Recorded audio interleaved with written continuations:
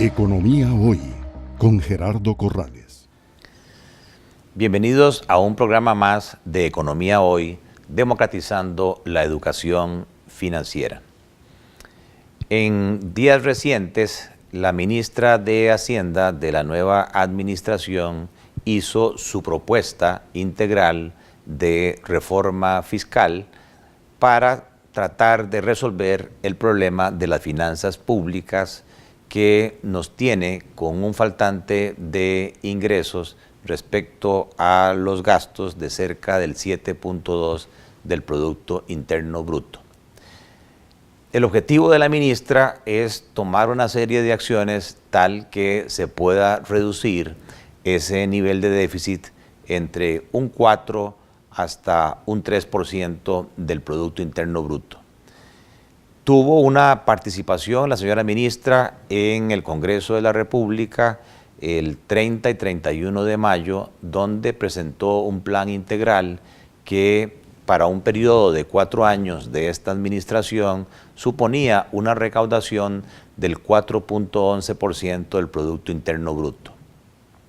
Sin embargo, después, por una serie de negociaciones y de grupos de presión, esos porcentajes de rendimiento que se llama empezaron a caer a 3.8%, 3.5% y creo que al día de hoy estamos a un nivel del 3%.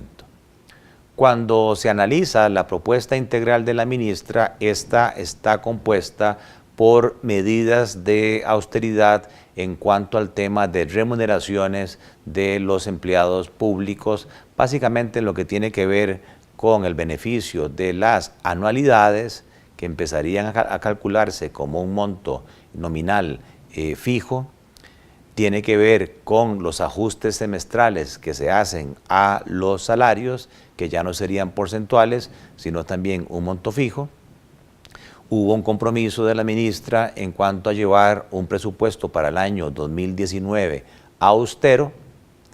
y también se refería a la ministra a futuro una serie de medidas de rediseño de todo el sector público en cuanto a analizar si se justifica tener 300 entidades que representan ese sector. También la ministra cree que con una serie de medidas el medio internacional financiero vería mejor el riesgo país Costa Rica y que sería posible conseguir al menos una reducción del 1% en las tasas de interés del financiamiento público.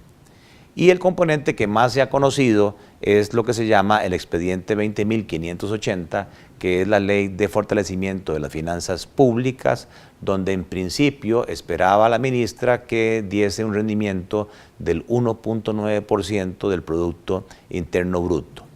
Ese 1.9% se componía de una transformación del impuesto de ventas total a un impuesto de valor agregado que estima el Ministerio de Hacienda que le daría en principio el 0.9% del PIB.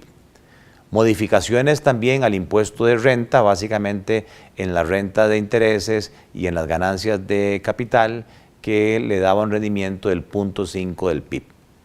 Y finalmente, destinos específicos, el control de ciertos destinos específicos que estiman que les daría también 0.5% del PIB.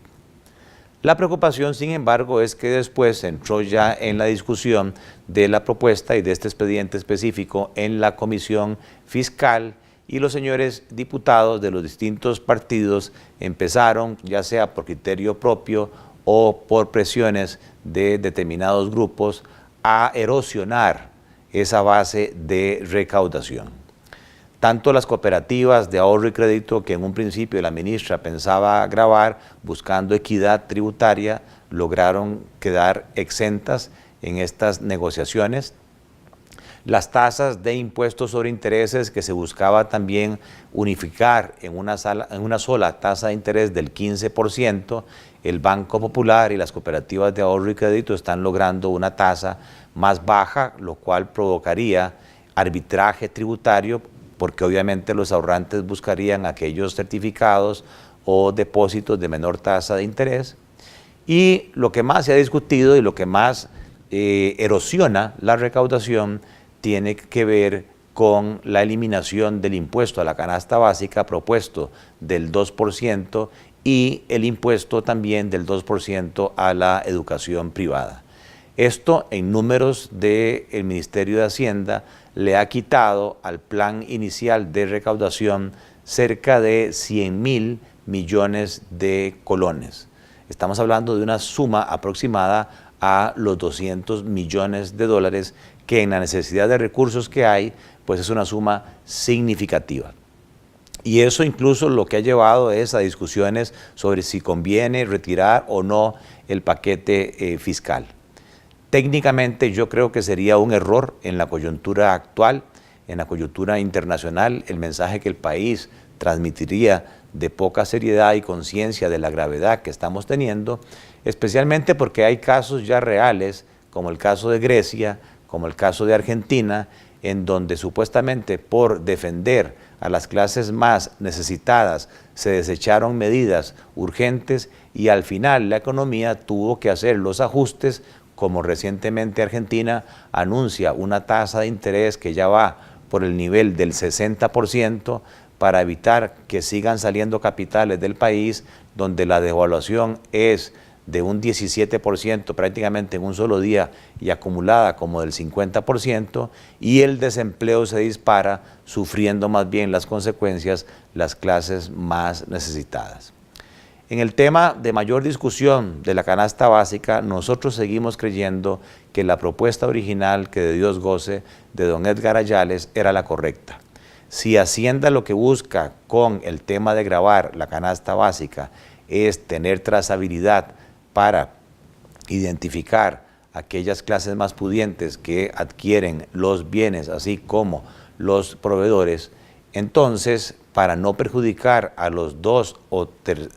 el tercer decil de ingresos más bajos, hay que pensar en un mecanismo de devolución de ese IVA recaudado, lo cual se puede lograr con la creación de un censo de pobreza y luego buscar mecanismos bancarios como las cuentas simplificadas, las tarjetas de prepago o las transferencias que ayudarían a la bancarización y que también permitirían formalizar cada vez más a las clases más necesitadas y que les devolvería el impacto del IVA.